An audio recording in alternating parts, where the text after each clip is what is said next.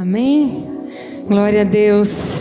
Maravilhoso é nós estarmos na casa do Pai, podendo adorar, podendo engrandecer aquele que é único, que é verdadeiro e merecedor, amém? De honra, de glórias e de louvores. Amém, queridos? Glória a Deus. Nós vamos para a palavra do Senhor.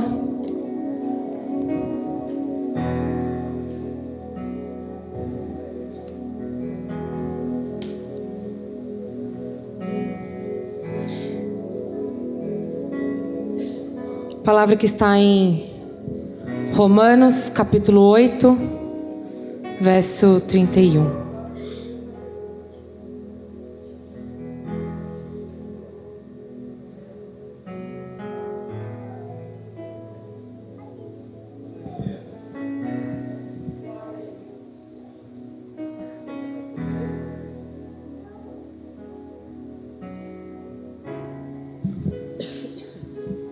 Romanos 8:31, todos acharam?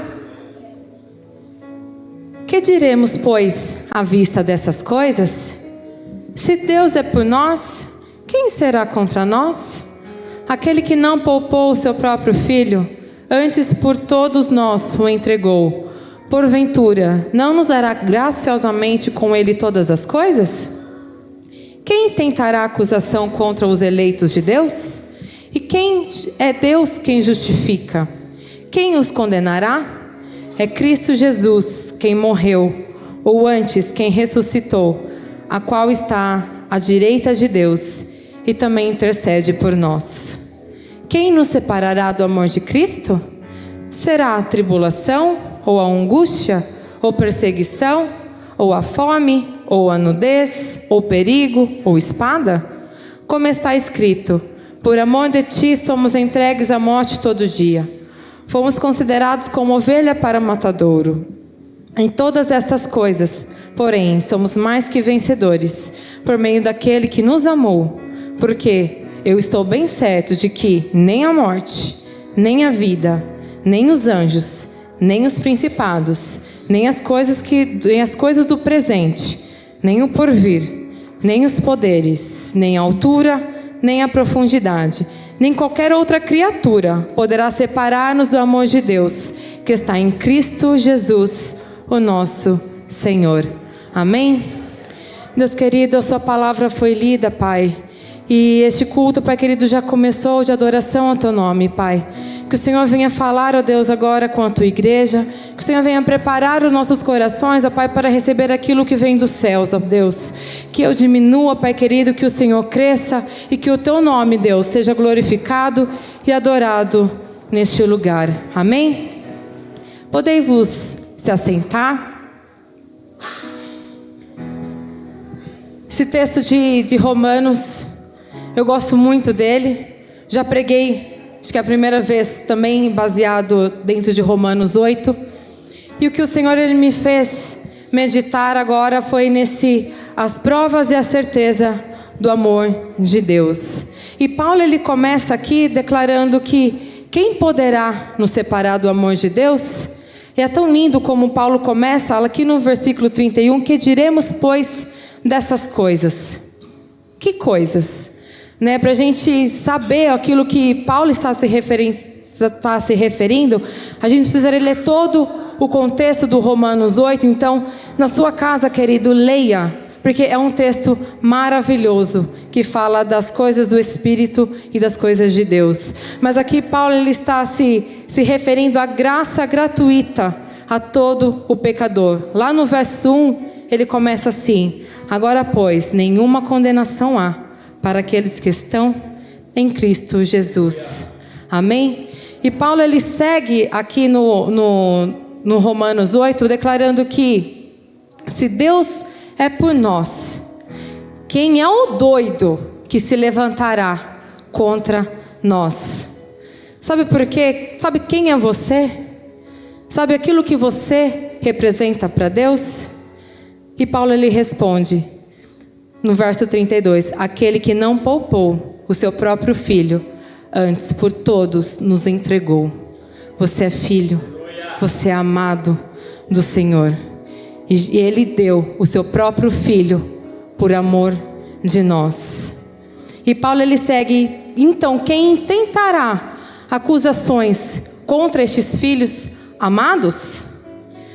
Lá no verso, lá em Jó, 1 Jó, Satanás estava rodeando a terra. E ele vai lá numa reunião dos céus e fala assim, Deus fala para observastes meu servo Jó, homem íntegro, reto, temente a Deus e que se desvia do mal. É o próprio Deus quem nos justifica. Então não há acusações contra os filhos amados, porque o próprio Deus, Ele nos justifica. Amém? E assim Deus faz perante os nossos inimigos. Então quem os condenará? Deus Ele te ama tanto, a ponto de ter dado tudo de si. Ele entregou o seu Filho para nos salvar. Cristo Ele renova a aliança com Deus e nos livra da morte eterna. E é Ele quem intercede a nosso favor, quem nos justifica perante o Pai. Para que quando Deus olhar para nós, Ele não veja apenas a Bianca, o pastor Daniel, a Edileuza. Ele vê o próprio Filho, Ele vê o sangue de Cristo que Ele derramou na cruz do Calvário. Então eu te pergunto, querido, quem nos separará do amor de Cristo? O amor de Deus, Ele é incondicional a nós. Ele nos ama mesmo sem nós merecermos. Porque Ele não amou um ou outro. Ele amou toda a humanidade. Ele amou o mundo inteiro de tal maneira. Não foi uma pessoa, não foi um ser exclusivo, foi toda a uma humanidade. Deus Ele nos ama porque nele só há bondade. Porque a sua essência, Ele é amor. Porque nele não habita o ódio. O ódio ele contamina e corrompe o coração. E Deus Ele é santo. Ele não pode ser contaminado. Ele não pode ser corrompido. Nele não há pecado. Deus Ele só oferece amor. Porque nele só há amor. A essência de Deus Ele é amor.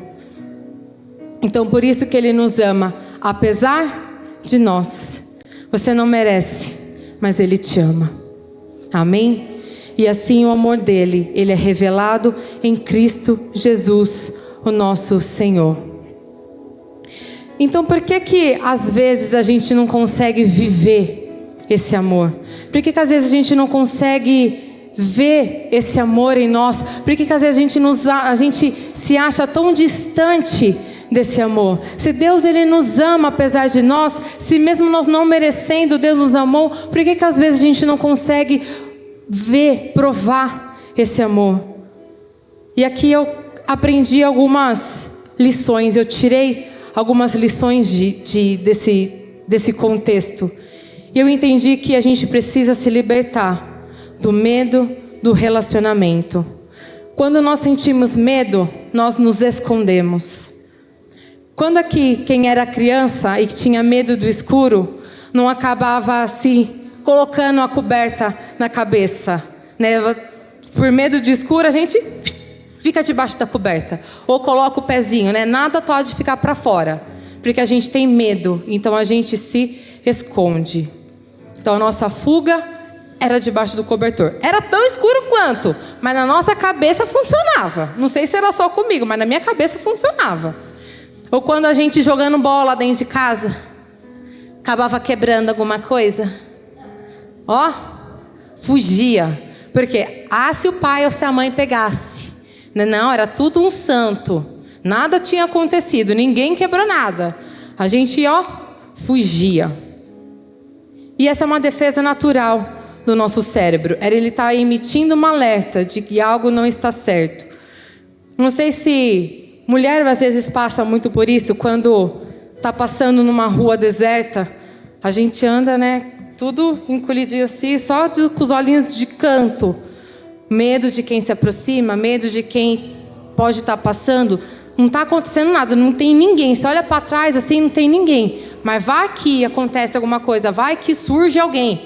A gente está sempre em sinal de alerta. está fugindo. Esse é o nosso corpo, esse é o nosso cérebro, dizendo que você não está numa situação de conforto, você está tentando fugir. E esse sentimento, ele vai gerando uma fuga. Bianca, não tem medo de Deus? Não. Né? Por que então esse medo nos separa de Deus?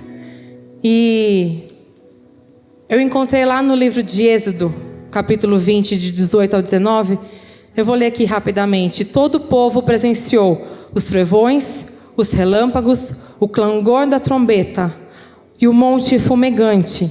E o povo, observando, se estremeceu e ficou de longe. E disseram a Moisés: fala tu, e te ouviremos. Porém, não fale Deus conosco, para que não morramos. Nesse contexto, Moisés ele estava no monte, recebendo os 10 mandamentos.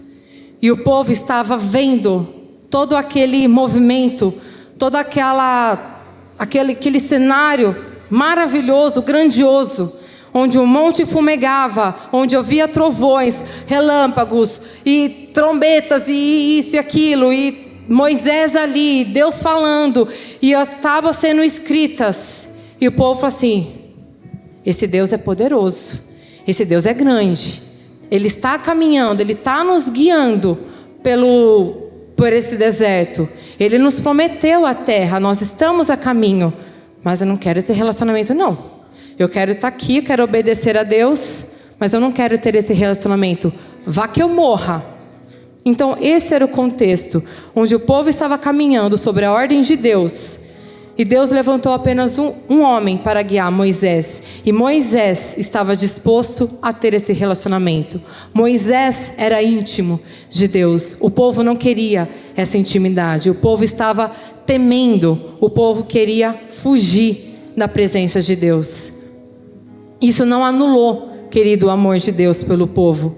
Deus continuou com a nuvem de glória, guiando eles pelo deserto, pelo sol. E continuou com as colunas de fogo. Continuou com que suas roupas não se desgastavam, os seus calçados não se desgastavam. Deus abençoou Israel por amor.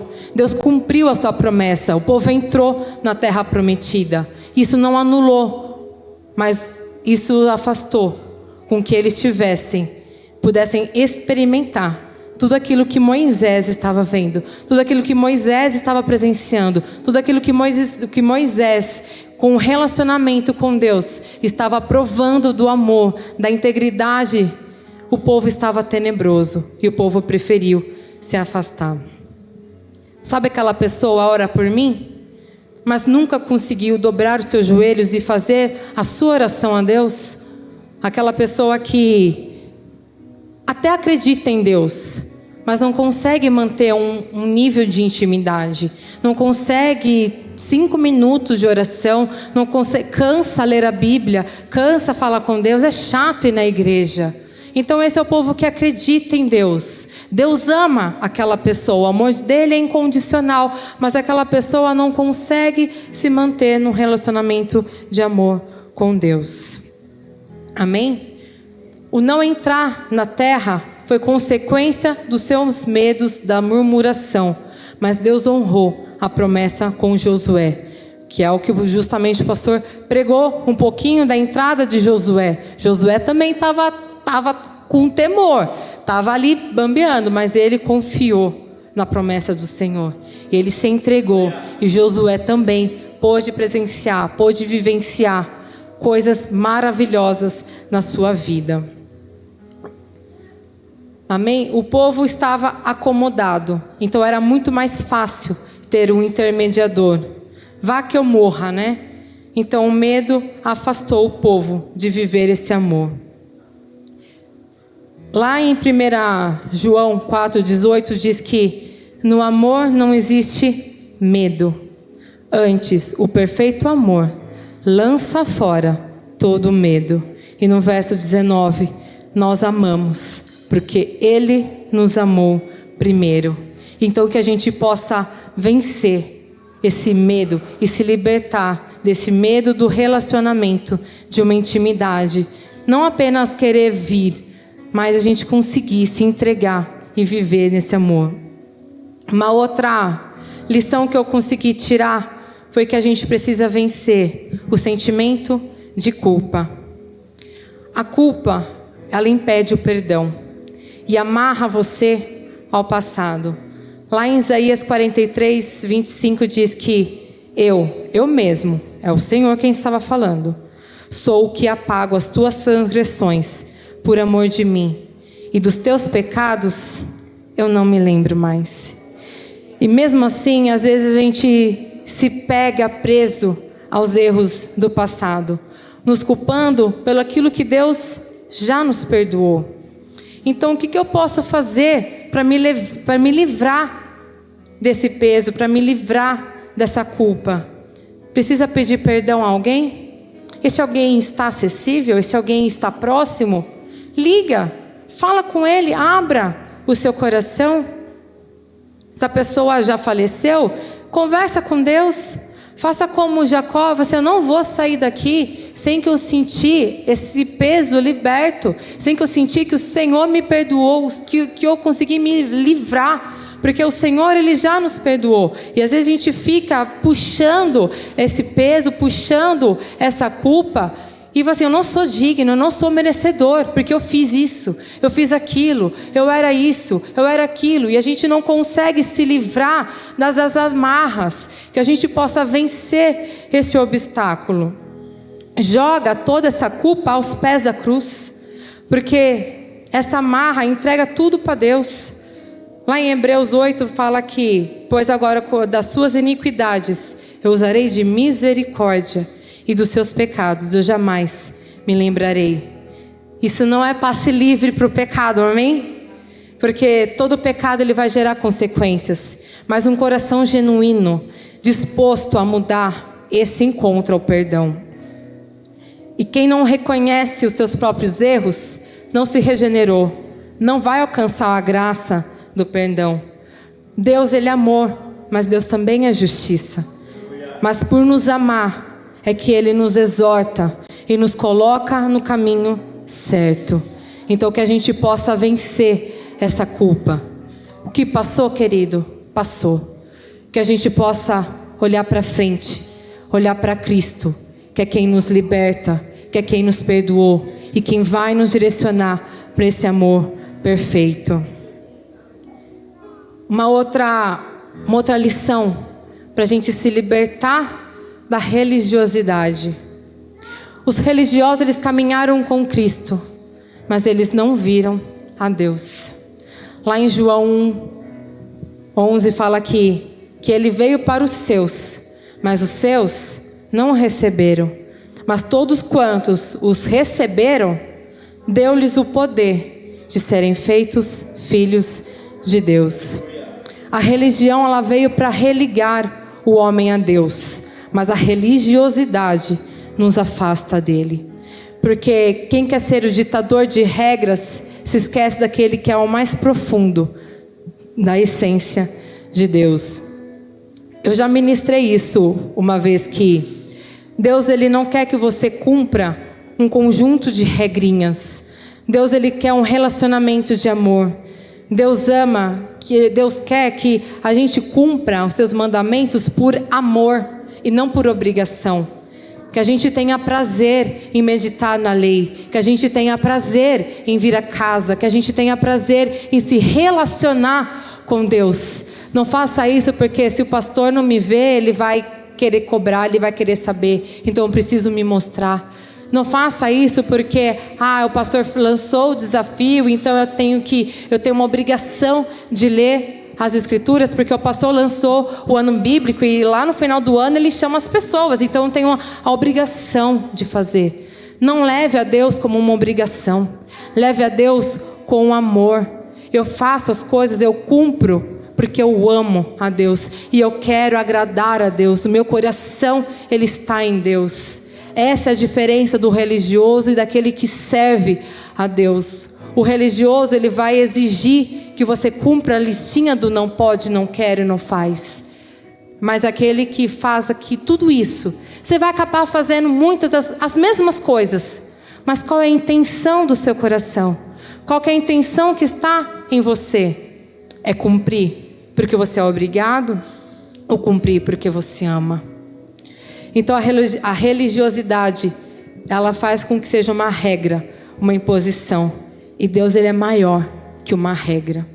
Em Isaías 29 diz que o Senhor disse: visto que este povo se aproxima de mim e com a boca e com seus lábios me honra, mas o seu coração está longe de mim. E o seu temor para comigo consiste em só mandamentos de homem, que maquinalmente aprendeu, que de forma escrita aprendeu. Jesus, ele traz justamente esse texto de Isaías quando ele está discutindo com os escribas e com os fariseus. Porque Jesus, ele quer um coração genuíno e não um coração religioso. Ele quer quem ouça e entenda o amor do nosso Senhor. Amém? E por último, eu entendo que a gente precisa se libertar, muitas das vezes, de nós mesmos. Tem algum rótulo aí? Pecador, separado, bêbado, viciado, mãe solteira.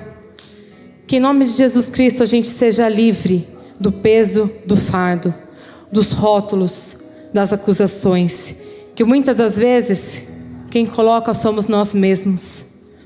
Eu sou difícil, eu sou chata, eu sou isso, eu sou aquilo. E a gente vai colocando esses rótulos em nós mesmos. E todos esses rótulos, eles acabam nos afastando do amor de Deus. Você é quem Deus diz que você é. Você não é o que as pessoas dizem que você é.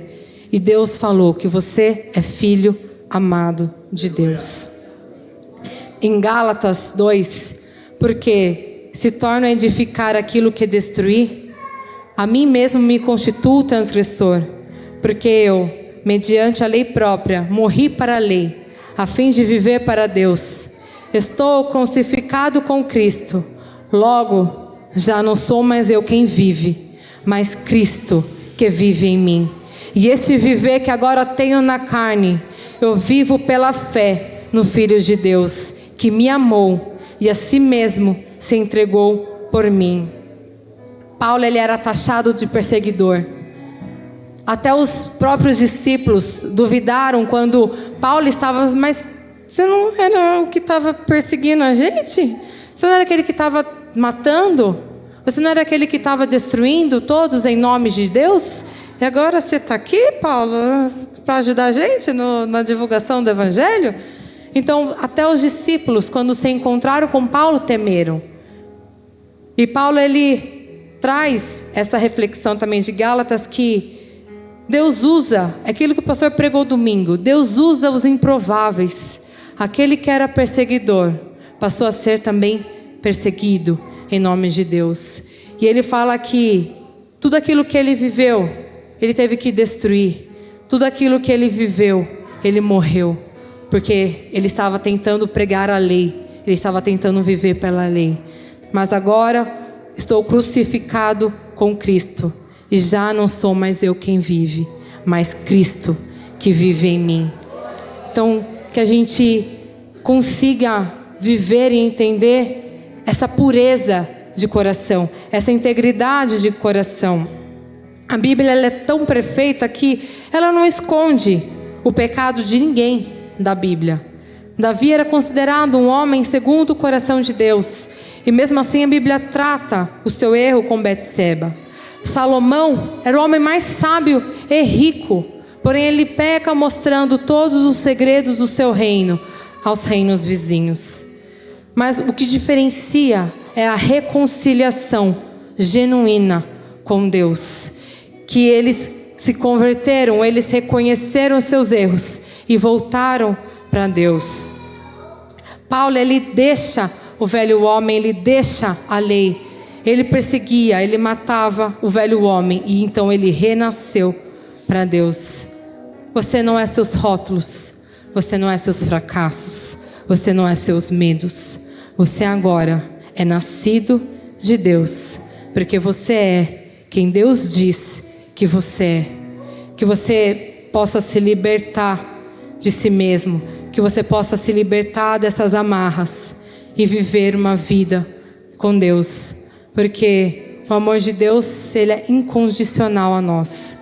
Ele nos ama, apesar de nós mesmos. E é isso que esse texto de Romanos, ele traz, que nem a morte, nem a vida, nem os anjos, nem os principados, nem as coisas do presente, nem o porvir, nem os poderes, nem a altura, nem a profundidade, nem qualquer outra criatura poderá nos separar do amor de Deus que está em Cristo Jesus, o nosso Senhor.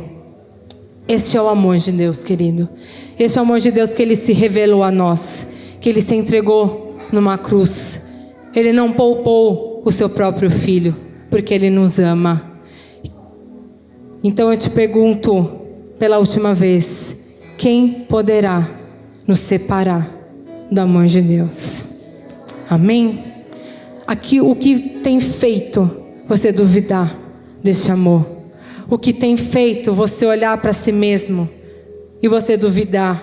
Quais são as amarras que você precisa se livrar nessa noite?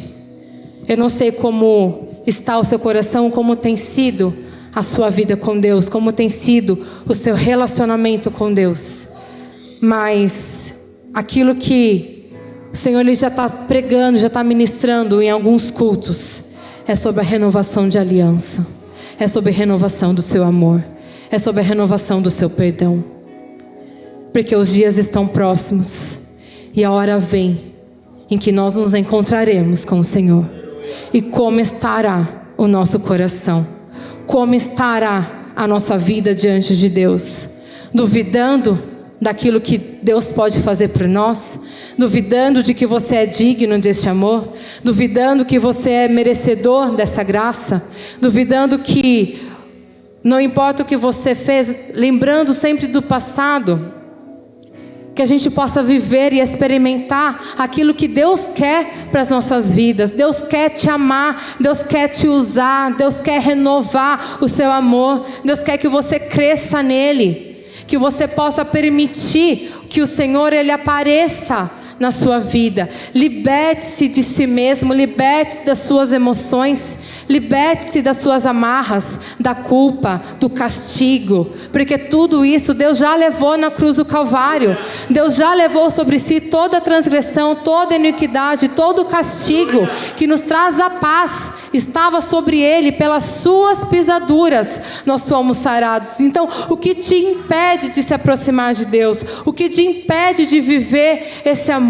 O que te impede de se entregar a Deus?